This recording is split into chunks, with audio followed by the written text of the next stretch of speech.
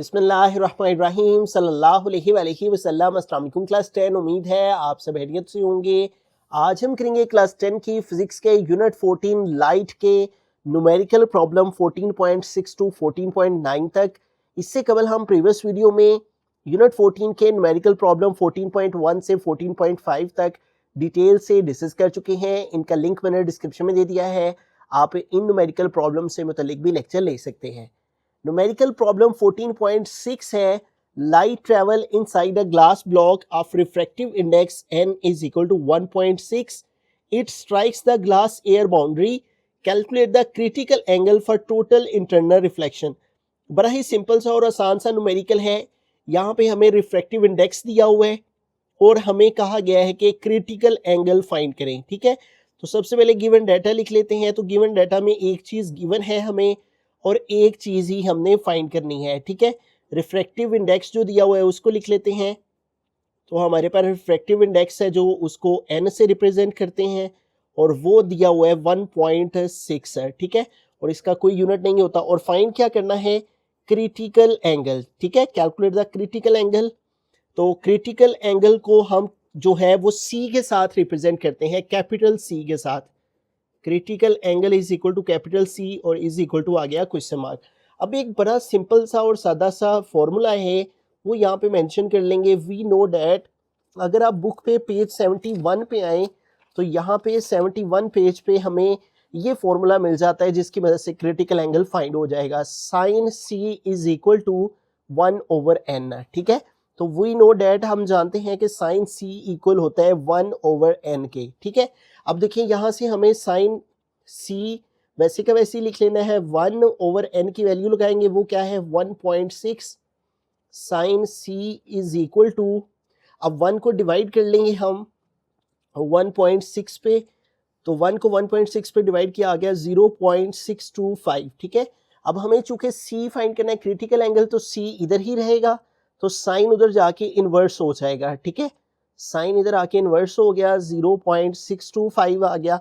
अब sign inverse इस value का ले लेंगे तो हमारे पास क्रिटिकल एंगल C जो है वो आ जाएगा। ठीक है, तो साइन इन्वर्स कैसे लेंगे, शिफ्ट साइन प्रेस करेंगे, 0.625, तो क्रिटिकल एंगल आ गया 38.68 है। ठीक है, पॉइंट के बाद 2 डिजिट्स तक लिख लेंगे और एंगल है चूंकि तो ऊपर छोटा सा डिग्री का सिंबल डाल देंगे। ठीक है, तो यूँ हमारे पास क्रिटिकल एंगल यहाँ पे आ गया 38.68 डिग्री। ठीक है, तो बड़ा सिंपल सा काम है, आपने जस्ट रिफ्रैक्टिव इंडेक्स n लिखना है, क्रिटिकल एंगल क्वेश्चन मार्क, ये फॉर्मूला याद रखना है, sine C is equal to 1/n।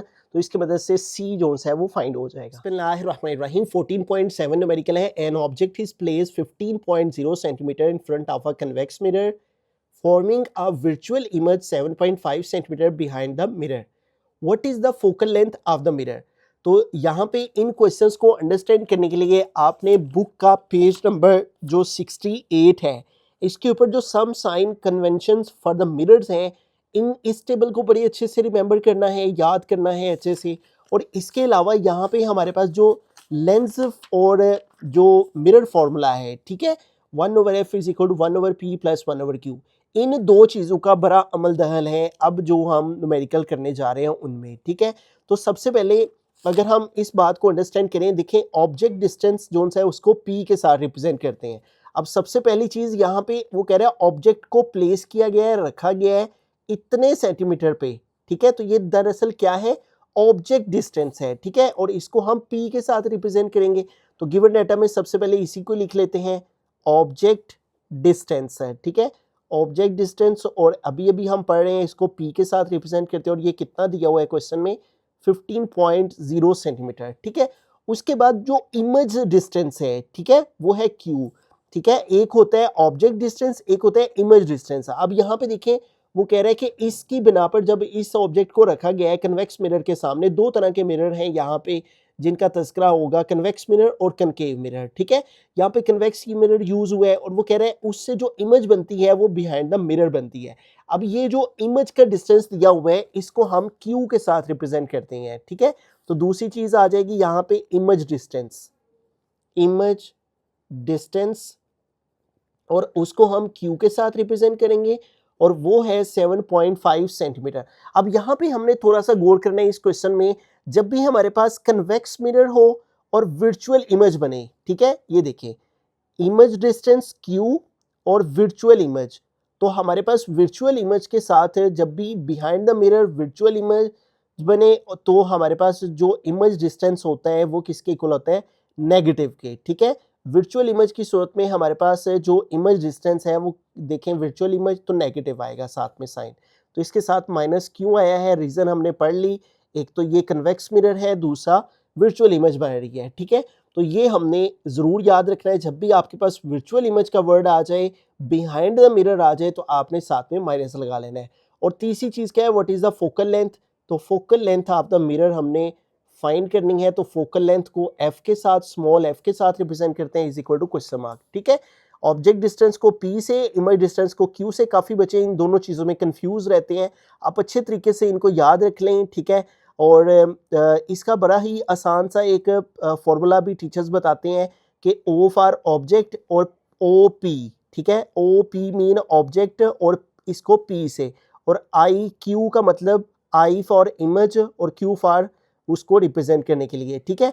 तो ऑब्जेक्ट डिस्टेंस को P से, इमेज डिस्टेंस को Q से, और फोकल लेंथ जो सी है वो हमने फाइंड आउट करनी है। अब हम यूज़ करेंगे वी नो डैट, ठीक है, हम जानते हैं कि यहाँ पे सेंटेंस लिख के, तो मिरर फार्मूला जो कि हमने अभी अभी पढ़ा है, mirror formula 1/f is equal to 1/p plus 1/q, ठीक है, इसी की मदद से हम इसको फाइंड आउट कर लेंगे, ठीक है। 1/f is equal to 1/p plus 1/q। देखिए यही तीन चीज़ें हैं ना हमारे पास डाटा में, PQF PQF, तो ये सारी चीज़ें इस फार्मूला में इंक्लूड है। तो अब इस फार्मूला के अंदर वैल्यूज पुट करते हैं, 1/f वैसे का वैसे, क्योंकि f हमने फोकल लेंथ फाइंड करनी है, 1/p, तो p की वैल्यू क्या है 15.0, 15.0 का मतलब 15 ही है, प्लस 1/q, q की वैल्यू क्या है -7.5, ठीक है। तो अब यहाँ पे देखिए हमारे पास ये जो प्लस है ये इस माइनस से मल्टीप्लाई करवा लेंगे, ठीक है, तो 1/15 और ये प्लस इस माइनस से मल्टीप्लाई हुआ -1/7.5। अब ये जो डेसिमल में वैल्यू है इसको सोल्व करने के लिए हम क्या करेंगे, इसका डेसिमल रिमूव करेंगे। अब इसका जब डेसिमल खत्म करेंगे तो इसको 75 लिख लेंगे, और ऊपर न्यूमरेटर में 1 है ना, तो जब भी हमारे पास हमने पॉइंट खत्म करना हो तो पॉइंट की जगह पे 1 लगाते हैं, पॉइंट के बाद एक डिजिट है ना तो एक 0 आ जाएगा, और ऊपर ये 1 ऑलरेडी, और जब 10 को 1 से मल्टीप्लाई करेंगे तो 10 1 10 ही आ जाएगा, ठीक है। तो दरअसल ये 7.5 का पॉइंट खत्म करने के लिए 75 लिखा, और इसके पॉइंट की जगह 1 और पॉइंट के बाद एक डिजिट है तो एक 0, तो इससे इसका पॉइंट रिमूव हो गया। अब इसकी हम यहाँ पे कटिंग कर लेते हैं, 5 के टेबल में दोनों डिवाइड होते हैं, 5 2s are 10 और 5 15s are 75 होता है, ठीक है। अगर आप कैलकुलेटर पे 5 को मल्टीप्लाई करें 15 से, देखें 75 आ जाता है, ठीक है। तो 5 के टेबल से दोनों नंबर हमने कट कर लिए, 1/f is equal to 1/15 minus ऊपर रह गया 2, नीचे रह गया 15। अब ये सारा प्रोसीजर जो हमने किया है ये दरअसल क्वेश्चन को ज़रा आसान बनाने के लिए हमने किया है, ताकि एग्जैक्टली हमारा बुक वाला आंसर आ सके। अब ये दोनों हमारे पास जो सी वैल्यूज़ हैं फ्रैक्शन में है, तो इन दोनों का एलसीएम लिया, 15 आ गया। एलसीएम को नीचे वाले पे डिवाइड करते, जो आंसर आया ऊपर वाले से मल्टीप्लाई, 15 को 15 पे डिवाइड किया 1, 1 को ऊपर वाले 1 से मल्टीप्लाई किया 1, 15 को 15 पे डिवाइड किया 1, 1 को 2 से मल्टीप्लाई किया 2। तो यूँ हमारे पास 1/f इक्वल टू 1 - 2 -1 आ जाएगा, ओवर आ गया 15, ठीक है। अब इसकी क्रॉस मल्टीप्लिकेशन कर लेंगे, ठीक है, f को हम -1 से मल्टीप्लाई करेंगे तो -f, और 15 को 1 से मल्टीप्लाई करेंगे 15 1 जार 15 हो जाएगा। क्रॉस मल्टीप्लिकेशन कर ली हमने यहाँ पे, क्योंकि हमें f की वैल्यू चाहिए, r लिख के अब देखिए माइनस का साइन इधर शिफ्ट हो जाएगा, ठीक है, तो ये आ जाएगा -15, और चूंकि इमेज डिस्टेंस और ऑब्जेक्ट डिस्टेंस सेंटीमीटर में है तो लिहाजा फोकल लेंथ का भी यूनिट सेंटीमीटर आ जाएगा, ठीक है। तो यूँ हमारे पास what is the focal length of the mirror, वो क्या आ गई 15 सेंटीमीटर, ठीक है। आप बुक पे भी देख सकते हैं, यहाँ पे हमारे पास आंसर्स पहले से दिए हुए हैं, -15 सेंटीमीटर, ठीक है। तो बड़ा सिंपल सा क्वेश्चन है, आपने ऑब्जेक्ट डिस्टेंस ये लिखना है, इमेज डिस्टेंस लिखना है, इमेज डिस्टेंस वर्चुअल है, साथ माइनस लगा देना है, फोकल लेंथ फाइंड करनी है, क्वेश्चन मार्क, मिरर फार्मूला लगाना है, वैल्यूज पुट करनी है, इसका पॉइंट खत्म करने के लिए ऊपर 10, नीचे पॉइंट खत्म कर देना है, कटिंग करनी है, फिर एलसीएम लेना है, सोल्व करेंगे तो फोकल लेंथ आ जाएगी। रही 14.8 न्यूमेरिकल है, an object 30 centimetre tall is located 10.5 centimetre from a concave mirror with focal length 16 centimetre. तो इस डाटा की बेस पे उसने दो क्वेश्चन हमसे पूछे हैं, where is the image located, image की लोकेशन क्या होगी, यानी इमेज डिस्टेंस क्या होगा, हाउ हाई इज इट, और इमेज की हाइट क्या होगी। तो सबसे पहले गिवन डाटा लिखते हैं। हमारे पास सबसे पहले वो कह रहे हैं एन ऑब्जेक्ट 30 सेंटीमीटर टॉल, यानी उसकी हाइट दी हुई है। ऑब्जेक्ट की टाल का मतलब यहाँ पे हाइट है, ठीक है, यानी ऑब्जेक्ट की लंबाई वो 30 सेंटीमीटर ऊंचा है, ठीक है। तो ऑब्जेक्ट की हाइट है, तो हाइट ऑफ ऑब्जेक्ट या ऑब्जेक्ट हाइट लिखेंगे यहाँ पे, ऑब्जेक्ट हाइट, और हाइट के लिए एच और ऑब्जेक्ट के लिए स्मॉल ओ यहाँ पे डाल लेंगे इसको रिप्रेजेंट करने के लिए, और वो कितनी है 30 सेंटीमीटर। अब यहाँ पे ऑब्जेक्ट की ही बात हो रही है और वो कह रहा है ऑब्जेक्ट इतने सेंटीमीटर जो है वो कनकेव मिरर पर रखा हुआ है, ठीक है। अब ये ऑब्जेक्ट का डिस्टेंस दिया हुआ है, ठीक है, ऑब्जेक्ट लोकेटेड है और ऑब्जेक्ट का ही डिस्टेंस है फ्रॉम कनकेव मिरर। तो दूसरी चीज़ गिवन डाटा में ऑब्जेक्ट डिस्टेंस आ गया, तो यहाँ पे लिखेंगे ऑब्जेक्ट डिस्टेंस है। तो एज यू नो हमने पढ़ा था कि ऑब्जेक्ट डिस्टेंस को पी के साथ रिप्रेजेंट करते हैं, ठीक है। जब हमने प्रीवियस न्यूमेरिकल किया था उसमें हमने पढ़ा था ऑब्जेक्ट डिस्टेंस को पी से रिप्रेजेंट करते हैं। तो ये ऑब्जेक्ट डिस्टेंस आ गया, वो आ गया 10.5 सेंटीमीटर। उसके बाद वो कह रहे हैं from a concave mirror with focal length, ठीक है, फोकल लेंथ दी हुई है। तीसरी चीज़ डाटा में है फोकल लेंथ, और फोकल लेंथ को स्मॉल एफ से रिप्रेजेंट करते हैं और वो है 16 सेंटीमीटर। अब इसमें दो चीज़ें जो हमने फाइंड करना है वो है where is the image located, image location लिख लें या इमेज डिस्टेंस लिख लें, ठीक है, दोनों तरह से ठीक है। इमेज डिस्टेंस लिख लेते हैं, ठीक है, और यहीं पे हमने पढ़ा था कि इमेज डिस्टेंस को क्यू से रिप्रेजेंट करते हैं, ठीक है। इमेज डिस्टेंस आ गया क्यू, ये हमने फाइंड करना है। और दूसरी चीज़ how high is it, image की बात हो रही है तो इमेज हाइट हमने फाइंड करनी है, ठीक है, इमेज हाइट है। और जैसे यहाँ पे हाइट ऑफ ऑब्जेक्ट था ना ओ लिखा था, यहाँ भी हाइट आ गया लेकिन यहाँ इमेज है तो इसलिए स्मॉल आई यहाँ पे लास्ट पे लिख देंगे। ये दो चीज़ें हमने फाइंड आउट करनी है इस गिवन डाटा की बेस पर, ठीक है। तो यहाँ पे हम ऐसे करते हैं दरमियान में एक लाइन लगा लेते हैं ताकि दोनों चीज़ें अलग अलग हम इधर सॉल्व कर सकें, ठीक है। यहाँ ऊपर मार्केट से मेंशन कर लेते हैं कि ए पार्ट पहले हम सॉल्व करते हैं जिसमें हमने फाइंड करना है इमेज डिस्टेंस, यानी इमेज की लोकेशन। तो यहाँ पे लिख लेते हैं इमेज लोकेशन, ठीक है, उसको क्यू से रिप्रेजेंट करते हैं। और दूसरी चीज़ हमने बी पार्ट में जो चीज़ सॉल्व करनी है वो है इमेज हाइट, ठीक है। तो यहाँ पे लिख लेते हैं इमेज हाइट और इसको हम एच आई से रिप्रेजेंट करेंगे। तो अब ये चीज़ जो हमने फाइंड करनी है क्यू, उसको फाइंड करने के लिए हम मिरर फार्मूला यूज़ करेंगे।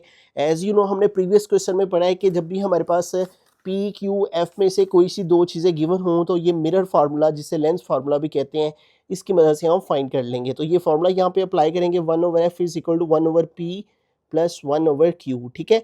एफ भी है पी भी है हमारे पास, ठीक है, क्यू नहीं है, क्यू फाइंड करेंगे इस फार्मूला से। पहले फार्मूला क्रिएट कर लेते हैं, यहाँ से क्यू फाइंड करना है, क्यू इधर ही रहेगा और ये 1/p को इधर ले जाएंगे तो इधर जाके 1/p माइनस हो जाएगा, इधर प्लस है साइन इसका, इधर आके माइनस हो गया। आर लिख के 1/q को इस तरफ लिख लेते हैं और ये वाली दोनों वैल्यूज इस तरफ लिख लेते हैं, ठीक है, दोनों एक दूसरे के इक्वल हैं तो इसको इधर लिखा जा सकता है, ठीक है। अब वैल्यूज पुट करते हैं, 1/q फाइंड करना है, वैसे का वैसे ही आ गया 1/f, एफ की वैल्यू हमारे पास क्या है 16, तो यहाँ पे आ गया 16 माइनस 1/p, पी की वैल्यू क्या है हमारे पास यहाँ पे 10.5 सेंटीमीटर, यहाँ पे आ गया 10.5 सेंटीमीटर, ठीक है। अब इनको सोल्व करते हैं, ठीक है, हमने इनकी डिवीजन कर लेनी है, ठीक है।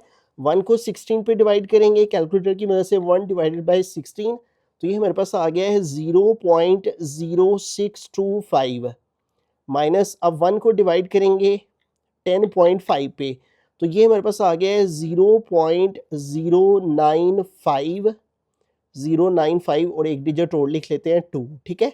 अब इनकी सब्ट्रैक्शन फाइंड करते हैं, इन दोनों को माइनस करेंगे तो 0.0625 इसमें से माइनस कर देंगे 0.0952, तो इसको सब्ट्रैक्ट किया तो आ गया माइनस 0.0327, ठीक है।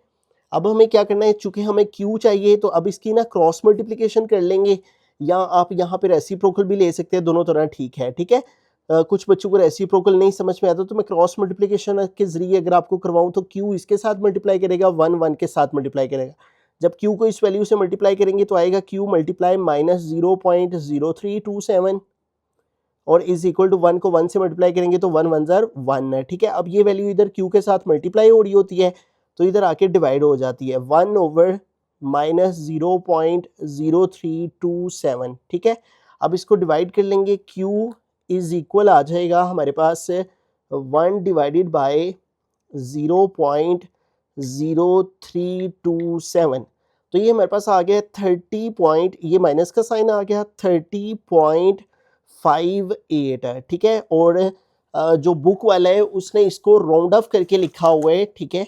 तो मैं आपको दिखा देता हूँ, ये देखें 30.6 आया हुआ है ना, तो ये 8 है ना, तो 8 5 है, 5 से बड़ा नंबर है, इसलिए इसको राउंड ऑफ करेंगे तो ये हो जाएगा -30.6 है, ठीक है। तो ये q की वैल्यू आ गई -30.6 और साथ में यूनिट आ गया सेंटीमीटर, ठीक है। तो ये राउंड ऑफ का सिंबल डाल के या इक्वल लिख के पहले आप, ठीक है, इसको इक्वल लिख सकते हैं कि ये इसी के इक्वल है, ठीक हो गया। तो इस तरह से ये हमारे पास q की वैल्यू आ गई -30.6 सेंटीमीटर। अब एक चीज़ हमने फाइंड कर ली है, इमेज डिस्टेंस। अब दूसरी चीज़ हाइट ऑफ इमेज फाइंड करते हैं। अब यहाँ पे ना आपको एक फार्मूला याद रखना है कि जो हाइट की रेशो होती है, ठीक है, वो ऑब्जेक्ट के साथ होती है। Object image height ratio mean divide object height, और ये इक्वल होता है q ओवर p के। ये फार्मूला आपने याद रखना है, ठीक है। इस फार्मूला की मदद से हम ये H I image height find कर लेंगे। अब ये हमें एच आई इधर से फाइंड करना है ना, तो एच आई इधर ही रहेगा, ये वैल्यू इधर डिवाइड हो रही है, एच ओ इधर जाके q ओवर p के साथ ये वैल्यू मल्टीप्लाई हो जाएगी। तो ये फार्मूला हमारे पास बन गया। अब वैल्यूज पुट करते हैं। एच आई हमने फाइंड करना है, वैसे का वैसे ही आ गया। यहाँ q की वैल्यू हमने लगानी है, और q की वैल्यू हमने जो फाइंड की है ये नेगेटिव में है, लेकिन जो हाइट है वो ऑलवेज पॉजिटिव होती है, तो इसलिए हमने यहाँ पे नेगेटिव नहीं बल्कि पॉजिटिव वैल्यू ही लगानी है, ठीक है, क्योंकि हाइट कभी भी नेगेटिव में नहीं होती, पॉजिटिव में होती है। अब पॉजिटिव में लगाएंगे, लेकिन ये राउंड ऑफ वाली नहीं लगाएंगे, बल्कि राउंड ऑफ से पहले वाली ये वाली वैल्यू लगाएंगे। अगर आप वो दूसरी वैल्यू लगाएंगे ना, तो फिर बुक वाला आंसर नहीं आएगा। अगर या आप राउंड ऑफ वाली वैल्यू यहाँ q की पुट करेंगे ना, तो अगर आप करके चेक भी कर सकते हैं, ठीक है, तो फिर बुक वाला आंसर नहीं आएगा। काफ़ी बच्चों को होता है कि बुक वाला आंसर आना चाहिए, जो बुक के लास्ट में उसने आंसर दिए हुए हैं ये वाले, तो मैंने सर्च किया है तो वो उसने राउंड ऑफ वाला नहीं बल्कि ये वाला आंसर पुट किया हुआ है जो राउंड ऑफ के विदाउट है, ठीक है। तो इसको यहाँ पे पुट करेंगे, और मैंने बताया पॉजिटिव वैल्यू लेनी है q की, वो है 30.58 है, ये हमने यहाँ पे लगाया, ठीक है। ओवर हमारे पास यहाँ पे आ जाएगा नेक्स्ट p है, तो p की वैल्यू पुट करेंगे, और p की वैल्यू क्या है 10.5, यहाँ पे आ गया 10.5 मल्टीप्लाई एच हो, तो हाइट ऑफ ऑब्जेक्ट उसने खुद दी हुई है, ऑब्जेक्ट हाइट 30, तो यहाँ पे आ गया 30। अब इसको सोल्व करते हैं मैथमेटिकली, तो हमारे पास हाइट ऑफ इमेज आ जाएगी। पहले 30.58 को मल्टीप्लाई करेंगे 30 के साथ, ठीक है, तो ये हमारे पास आ गया 917.4 डिवाइडेड बाय 10.5, ठीक है। तो हाइट ऑफ इमेज, अब इसको डिवाइड कर लेते हैं, 917.4 डिवाइडेड बाय 10.5, तो ये हमारे पास देखिए आंसर आ रहा है 87.3, ठीक है। तो ये देखिए हमारे पास जो हाइट ऑफ इमेज है वो आ गया 87.3 सेंटीमीटर साथ में आ जाएगा, ठीक है।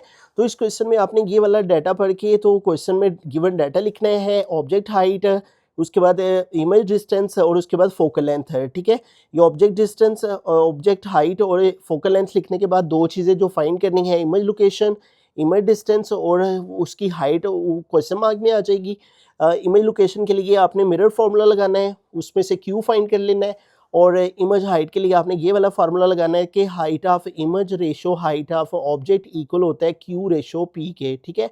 और ये रेशो को डिवीजन में पुट करके एच आई का फार्मूला क्रिएट करके ये इधर डिवाइड उधर जाके मल्टीप्लाई, q की वैल्यू यहाँ पे पॉजिटिव लगानी है, ठीक है।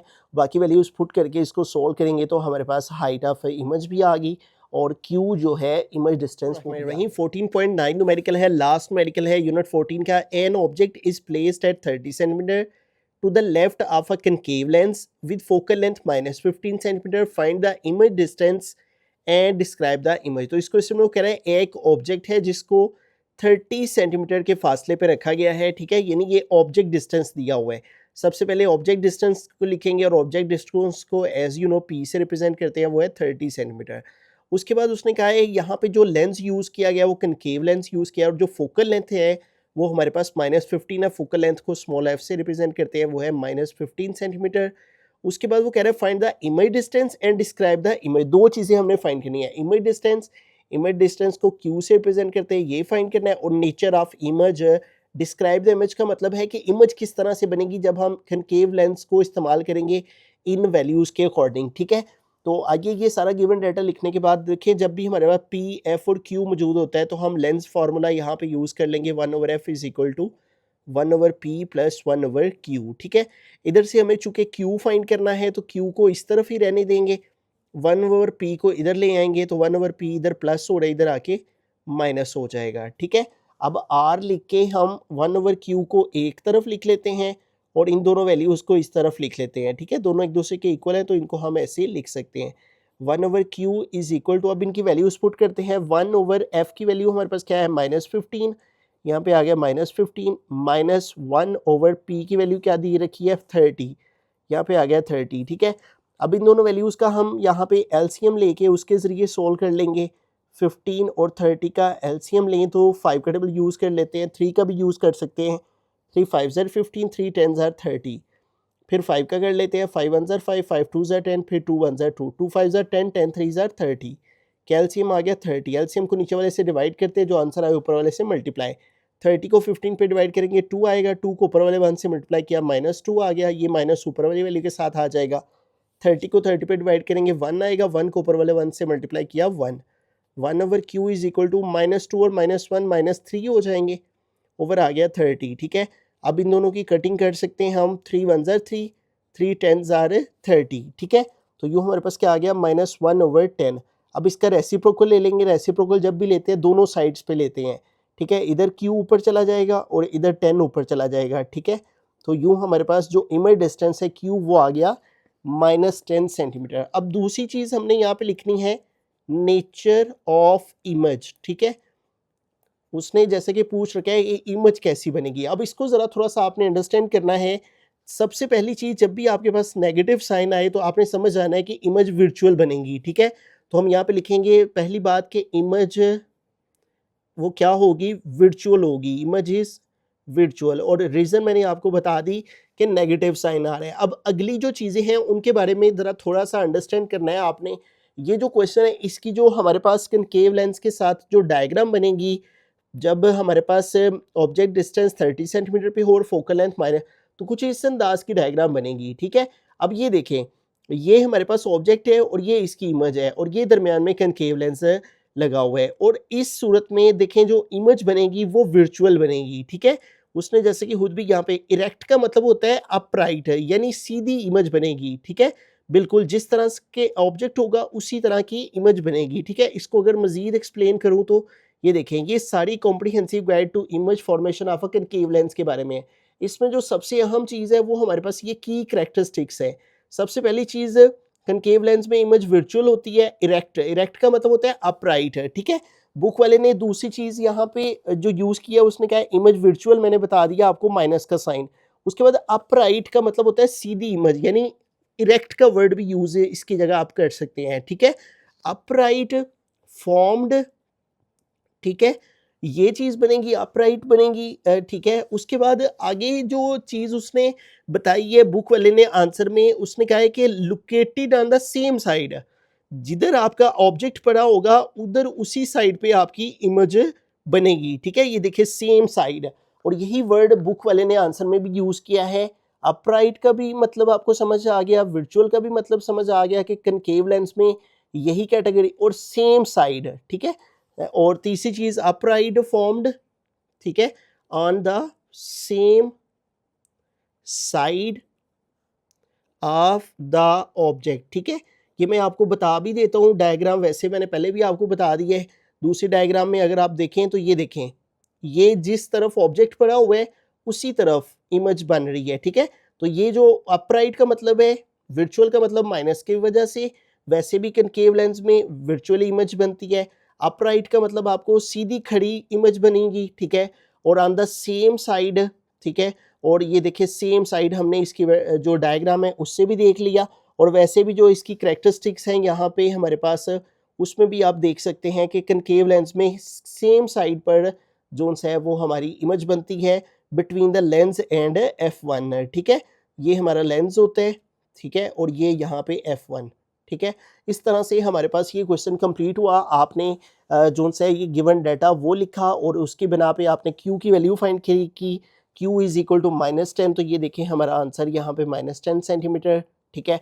उसके बाद नेचर ऑफ इमेज, तो हमने कनकेव लेंस यहाँ पे यूज़ किया हुआ था, उसकी फोकल लेंथ और उसके ऑब्जेक्ट डिस्टेंस की बिना पे हमने जो नेचर ऑफ इमेज को अंडरस्टैंड किया है, इमेज वर्चुअल बनेगी, ठीक है, अपराइट बनेगी और सेम साइड पे बनेगी जिधर ऑब्जेक्ट पड़ा होगा उसी तरफ।